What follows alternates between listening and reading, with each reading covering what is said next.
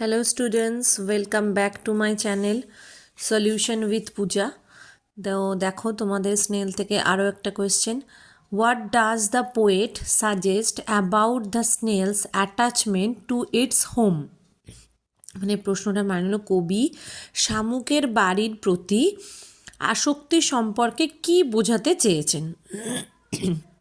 দেখো আনসারে আমি কি লিখেছি, the poet suggest that the snail is deeply attach to its home.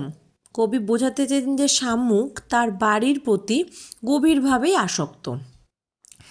It's house মানে এটাকে সেল বলছি, is always carried on it's back which shows that the snail feels safe, secure and comfortable in it.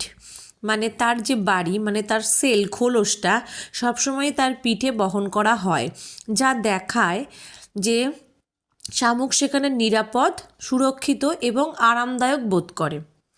The snail never leaves its home behind, wherever it goes its home goes with it। যে শামুক কখনোই তার বাড়িকে ফেলে রেখে যায় না, সে যেখানেই যায় তার বাড়ি তার সাথে যায়। The shows it's snail strong sense of belonging and attachment to its home. এটি শামুকের বাড়ির প্রতি দৃঢ় একটা আপনত্ব মানে নিজস্বতা যেটা বোঝায় এবং একটা আসক্তিকে প্রদর্শন করে।